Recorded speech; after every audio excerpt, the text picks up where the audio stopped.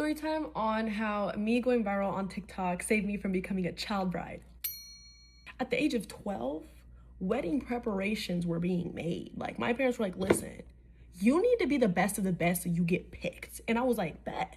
I'm on it. Around the age of like 16 was when my parents started talking to my soon-to-be fiance, who I kind of grew up with, and I knew him and I was cool with him. So I was like, fuck it, like, I mean, if it's cool with y'all, like, it's cool with me. Nothing about this was weird. Like, I was raised to think this way, so I agreed to it until I got a phone and I got access to the internet. After going viral for the roti video, I saw a lot of comments being like, yo, chill, she's 17. And people were like, oh yeah, she's really like a kid, she's a child. And I'm like,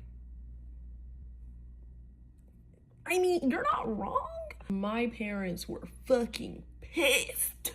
I go to vent to my soon-to-be boo thing. I'm telling him, yeah, I really pissed off my parents, you know, and I don't really understand why. He basically tells me, yo, your parents are right and you need to do what makes your parents happy. I was like, ooh, I really don't know if I can get married right now. This just, something ain't sitting right with my spirit. So I ended up telling my parents, listen, I don't think I'm gonna go to community college and go do medical field stuff with him. I think I want to move 2 hours away and go to a big university. Guess who had everybody in a tizzy then? Luckily, I got a bunch of scholarships because of my story, and I was posting on TikTok, so you guys also helped. Thanks! You sent a girl to college! I graduated last year, and I thought maybe I should move back in with my parents. 1 month in, I was like, fuck. This ain't gonna work. The defining moment was I wanted to go to a concert in Malta with my brother, and they were like, if you go, you're done. You're done! And then I went to Malta. I came back from Malta and we talked. They grew up with different values and morals, and I grew up with different values and morals, and we kind of just agreed to disagree. Here I am. I finally moved. I'm free. I literally have a flight in less than 24 hours to go see Diljit in concert in Canada. So we can have a mutual dislike for each other, but don't be walking around here having me, hey, how is she? Hey, when then you come around and you being funny to me, because one thing I don't do, and that's public embarrassment. Once you publicly try to embarrass me, I turn that bitch up a notch. So because of what happened in Kenya with those girls trying to ostracize me, usually I don't want to be anybody's 13th reason, but I'm like, it's time for me to think about me, babe. I don't even play like that for real. And I don't care what setting it's in anymore. I'm finna ask you if you got a problem, if you don't have a problem. Like, what? Tonight, somebody was being weird with me that I thought we were cool. We only met once at my friend's event. After that, she was liking all my stuff on Instagram. She then sent me something of mine that went viral. And I'm really hoping like she don't think I think I'm bigger than the program because I got followers. Because if that's the case, girl, you could have talked to me about it. But anyways, I had to go back to my Instagram and be like, hey, am I tripping? Like, does she follow me? Do I follow her? Do we have like a secret beef that I don't know about because you're beefing with yourself? We went to an event. Y'all, I'm already asking, oh my gosh, where is she? How is she? Da-da-da. Cool. Because, you know, I'm not expecting no weird behavior. You sit down. You know, she comes. She don't speak to me. Now I'm trying to eat the tough jollof rice that was there, so I'm not paying attention to who's around because I just got my plate, so I'm sitting down, I'm eating. Then when I looked up, I was like, oh, she's been here for, I don't know, maybe even 10 seconds. I was talking to another one of the girls that was there, so I was like, all right, cool. I don't want to really interrupt, but I'm gonna say hi. Before then though, my friend peeped it, and my friend was looking. My friend's off to the side. My friend's like, wait, they know each other. Like, what? She acting like she don't see her? Like, hey, y'all remember each other? The girl was like, so when she did, and here I am, hey, ready to talk. And she was like, oh, excuse the hell out of me. So I felt that, I pulled back, and I was just like, all right, cool. I kept eating my tough ass rice. But my friend peeped it. So my friend peeped it, and my friend looked a little like, and now here I am, because now this is what I always feel internally. You just try to embarrass me, or you just embarrass me because I feel embarrassed now in front of my friend and your friend, which is my friend. And everybody here felt it. I kind of have a problem with that. I don't want to be overreacting. So I just sat there. My friend is off to herself. But before she showed up, all three of us, we were all talking, and they were all hanging out before I got there. Mind you, I only met this girl one time. She's not leaving. It's the four of us. She hugs her friend. She hugs my friend. Remember, I already met this girl. This is our second time meeting in person, so we shouldn't have any problems. She hugs my friend, hugs her friend, and turned around so fast. I said, oh, wait, there's a problem here. Now, that's the level-headed friend that I usually call and be like, hey, girl, am I tripping before I say something? But she was already there, and she peeped it. So cool, I didn't have to do all that. So I said, you know, I'm finna ask your friend if her friend got a problem. Because, you know, as friends, you talking about me with your friend. You are. If your friend don't favor me, that's cool. That's no problem. But I don't want to be in your face like all giddy, because that's not it. I'm not your fan. Her friend come back. I said, hey, your friend, she all right? Yeah, she's all right. Why? And I was like, she is? She said, yeah, she's just tired. So then I looked at my friend and I said, but she wasn't tired enough to hug you. She hugged you and she hugged you. Also, yesterday was the second day I was meeting that other friend. I hugged my friend and I hugged her friend. Because that's decorum. So when she hugged my friend and her friend and turned around and dipped, like, the plague was here. I was like, whoa, what's this about? So then I go on my Instagram because I'm trying to figure out, well, did I say something to this girl? No, she had sent something to me that I didn't respond to because at that time you guys were clipping me on here and everybody was sending me the video and it was still hot. So I was still in the moment. And I'm like, oh, maybe she felt like I was bigger. I'm acting like I'm bigger than the program. And I am the program, so I don't even care. But at the same time, that's not what was going on. So if that's what you got, if you feel a little upset about that, that's a little bit crazy. I do know that people take that seriously. Like, oh, you don't respond to me, I'm not finna talk to you no more. Okay, I just need us to have the understanding that you don't really rock with me, and then I don't have to rock with you. I will dead ass come sit next to you and not speak to you. I will. Now we have the understanding. I'll come sit next to you, not speak to you. I will not bother you. I'll talk to everybody else around me. But we have to have that understanding because here I was thinking that we cool. And I don't do embarrassment. And I felt embarrassed in that moment. And also what was embarrassing about that is the fact that everybody else peeped it. Then I asked her friend, cool. She's talking about, interesting. I don't think anything's interesting about that. Interesting. You know, you just start replaying shit. What's so interesting about your friend don't like me or no? Because you're closer to her than my friend is to her. What's so interesting about that? That's weird, right? And obviously my friend asked her friend, hey, like, what's up with your friend? Because I noticed it too. And I don't want nobody coming around here being weird with my friend. But also I will not mix you guys again if that's the case. Everybody don't have to like me. The worst not to like yo. Imagine being so miserable growing up that your only plan was to either run away or get married. I was literally praying to get married at like 15 years old. Praying to God. I was like, please send me a husband. I'm begging you. Send me a husband so I can get the fuck out of this house. He sends you a fucking loser. A loser. But at this point, you don't care what he sends you. A loser or not. This is your one-way ticket out. So, long story short, engaged at 17, married at 18, divorced at 21. Thank God. In the Arab community, if you're divorced, you're considered used goods. And I hated knowing that at first, but then I was like, this could serve me. So I had to figure a way to get out again without getting married this time. That was literally the only way I was able to get out the second time around was because 1, I was used goods. 2, I became the best liar in the universe. Unfortunately, I hate liars, but in order to survive, I literally had to become a professional liar. And that's what I did. My last semester of nursing school, you had to pick where you were going to do your preceptorship at, and I lied. And I applied to the one that was furthest away. I told my parents that this was my only way to graduate. It took a little convincing, but I'm telling you, because I was used goods, it made it so much easier. And my mom was like, what are people gonna say? People don't give a fuck. They really don't give a shit about me and my life because they're so busy with their own lives and their own shit. They don't care that she went and lived on her own to go study for school. Nobody gives a fuck. And that's so sad to me that I was that depressed and that miserable that nobody stopped and thought, like, when I wanted to get married so young, they were just like, they didn't like the guy, so that's the only reason they didn't want me to go through with it. I don't blame them. He was, again, a fucking loser.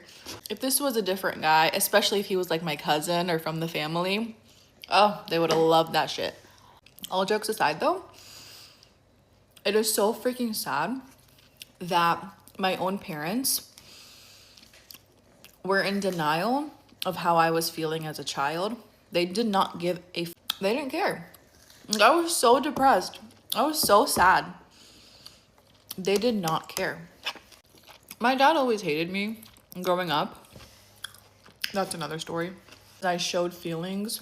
I was labeled as weak and sensitive. He was all macho and tough. He never shared any feelings at all. I'm 31 years old and I've never heard my dad say the words "I love you" to me. And he made it his mission to spoil my sister like in front of me and like love on her and do all these things like in front of me as a kid. Like he literally made it his mission and he would say it out loud. He was like, she's my favorite. Oh, she's my yuck. Grow up, sir. Anyways, I literally, at least like once a week, have nightmares about living in my parents' house again. Legitimate nightmares. I'm sitting there plotting a way to get out, like in my dream. I'm like plotting, how the hell am I gonna get out of here? I'm stuck again. No, like what happened? And then I wake up and I'm living my own life and I'm in my own house and I'm with my family that I chose. And I can't tell you a better feeling. I can't tell you a more amazing feeling than that. Anyone goes no contact and you decide to ever break it, you're gonna see exactly why you went no contact. He actually is living in her house right now and the daddy don't know. My ex-boyfriend left me for his high school girlfriend, and that said high school girlfriend told me that he had an incurable STD. Honestly, I should count it all joy that she told me that, but it was years later. And my ex, let's just say he has a name that if we put both of ours together, it'll be a designer. We started dating in college. Now, mind you, this should have went to crap to begin with, probably because of karma, because how we got together was not okay. Actually dating one of his homeboys. The homeboy was the plug on campus, ended up getting locked up. I'm playing like great girlfriend, trying to figure out how to get him out of jail with his little DJ friend, all this stuff. Fast forward, he ends up getting out, but he gets kicked out of school. When the friend gets kicked out of school, he moves back to Atlanta. Mind you, this is back when we got sent to school with no phones, no nothing. We just free for all. So he moves back to Atlanta, no phone, no card, no nothing. So I'm like, how am I supposed to keep up with a relationship if I can't even get in touch with a man? I don't even know where he is. I'm just like, all right, let me just go live life, because life goes on. Mind you, me and my ex, well, technically they're both my exes, but me and my ex, the designer, we'll call him designer. So me and designer, we used to have this thing where if we're in the presence of each other, we wouldn't talk, but we just made this eye contact with each other, and it was so strange. It was like we had secret crushes on each other or something like that. I don't know. Ended up getting together one random night, not like that, but we kicked it.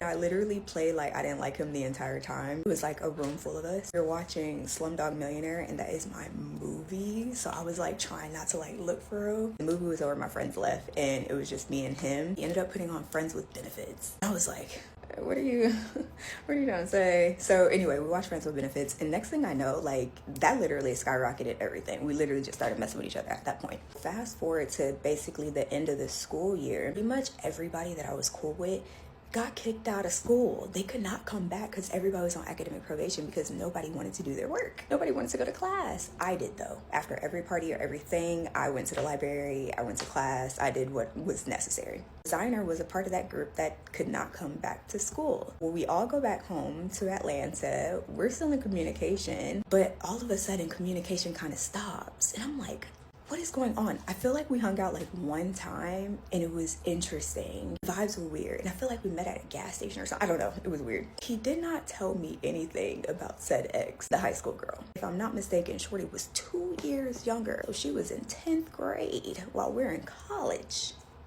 I didn't know about any of that, but pretty much just lived out the summer as if I was single because we weren't really talking like that. I don't know, like he was being weird, so I was like, I'm just gonna do me. But I still liked him so much, like borderline loved that boy. Come back to school, the first day of me being on campus, I stepped foot on the campus. His best friend and ex-roommate was like, yo, meet me at the student union, I gotta talk. So I was like, okay. Mind you, designer is not at school because he got kicked out. So me and his ex-roommate, we were cool. We were like the same time, we just vibed, and we used to have like little friend dates and stuff. I meet him at the student U. He's like, yo, I gotta tell you about designer. And I'm like, what do you mean you have to tell me about designer? And he was like, yeah, he got back with, we'll call her Miranda. He was like, yeah, he got back with Miranda. And I was like, Miranda? Who the heck is? He was like, the girl he was with in high school. I was like, what? He was like, yeah, he actually is living in her house right now and the daddy don't know. And I'm like, what? She's still in high school. She's in 10th grade. This girl is leaving every single day and going to class. Meanwhile, he is upstairs hiding. He's the flowers in the attic, apparently. The mama didn't know, the daddy didn't know.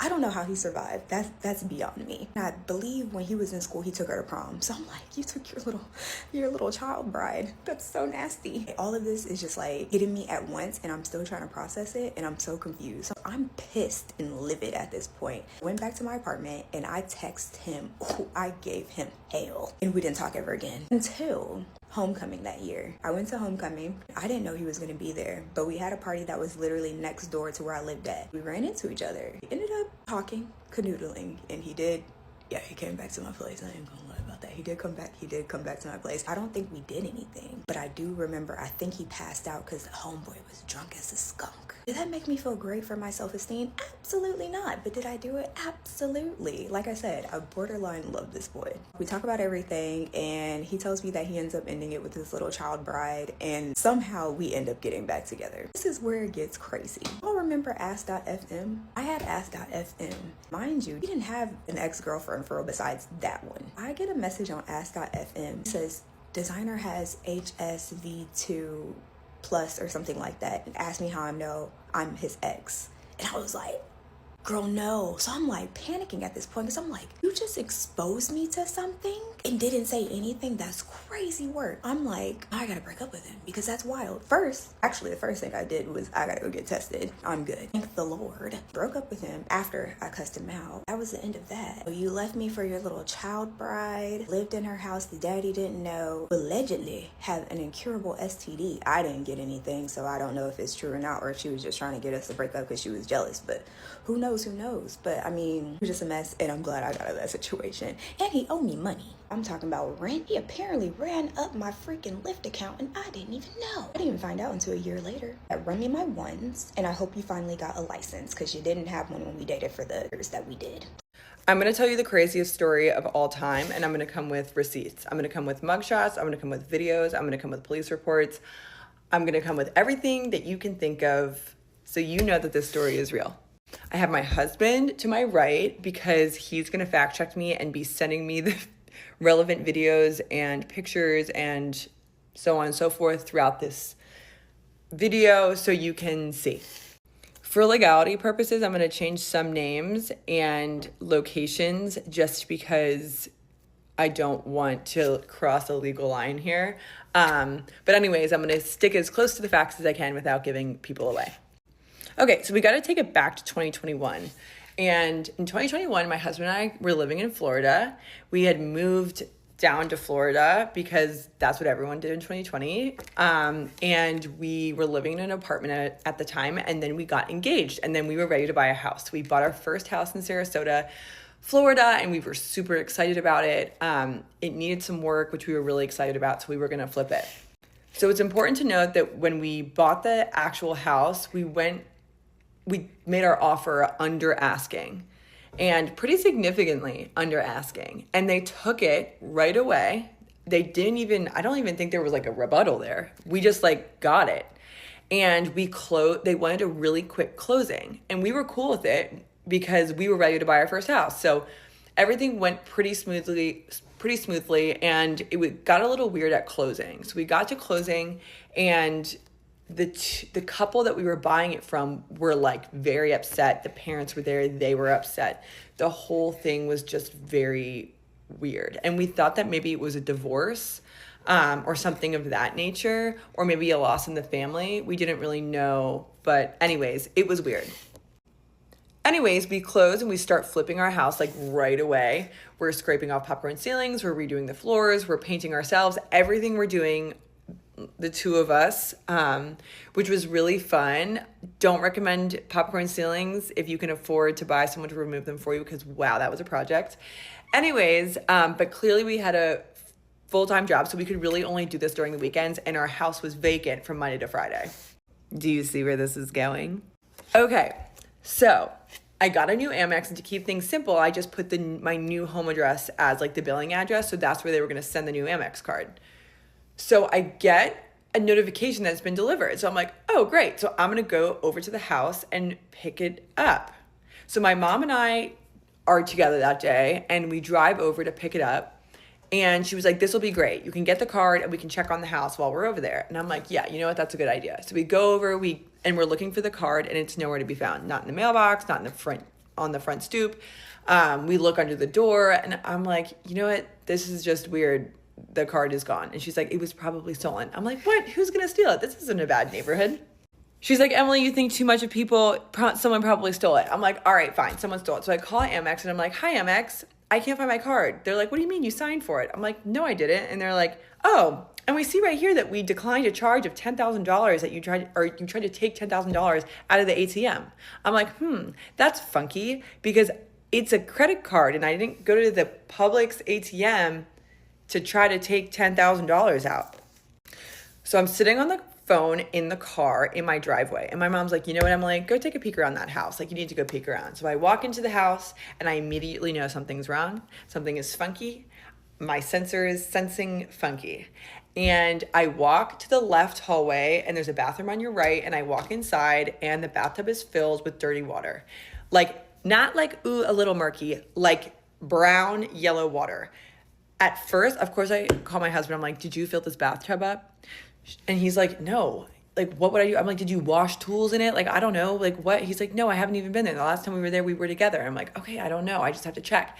Then I go to the back guest room, and there's newspaper and human feces on top of the newspaper. At this point, something is funky. Then I swear to God that someone is in the backyard, and there definitely was. Okay, so then I go to the backyard. I immediately call 911, and I'm like, there's someone in my house. You know, they were living here. I don't know the situation, but you need to get out here ASAP. So the police come. They're very casual, and they're like, hi, how can I help you? And I'm like, someone broke into my house, and they're like trying to live here. My house is vacant Monday through Friday. We're flipping the house, blah, blah, blah, blah, blah. And they're like, oh, no one broke into your house. I almost just said her name. I'll edit that out. But anyways, this is Jane Doe. We're going to call her Jane Doe. I'm like, oh, who's Jane Doe? Okay, this is where I'm going to enter her mugshot into the next frame.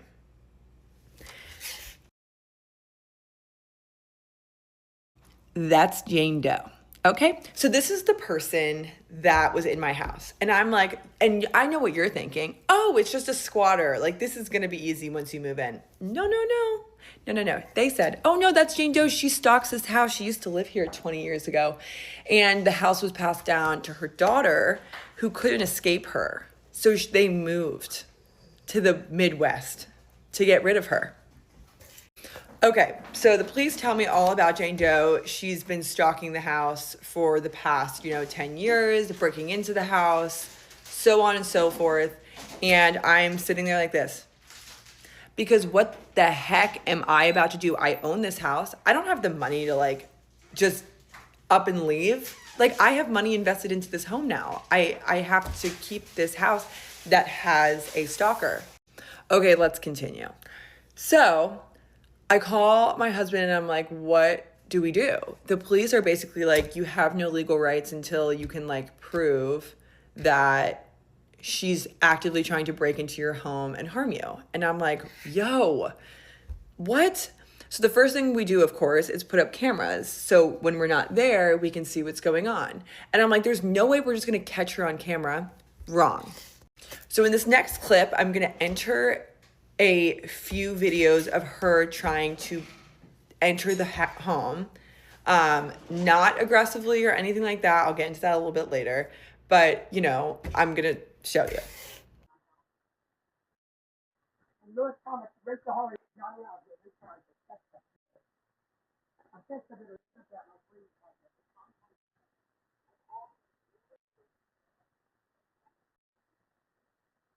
You will also notice in this video that she's wearing a pair of black shoes. Those are my shoes. She took my shoes too. And she's just walking around town in my shoes. I also feel like I need to say that clearly she is a crippled, drug addicted woman who has suffered from major mental health problems. And it is, of course, a systematic issue. And I'm not saying that this is all her fault by any means, but we were put in a very troubling situation with this because it was unsafe for me to be home by myself. It was unsafe for my husband. Like, it was just unsafe because it was an incredibly unpredictable situation. Okay, so shortly after I find out that I'm pregnant, woohoo, we were so excited. We were trying to get pregnant, and it was very exciting to find out that I was pregnant. That being said, it took things to like a different level of I need to get out of the situation because we were like, you can't be here by yourself. So on the next clip, I'm going to show you a video of her trying to break into the house with another person.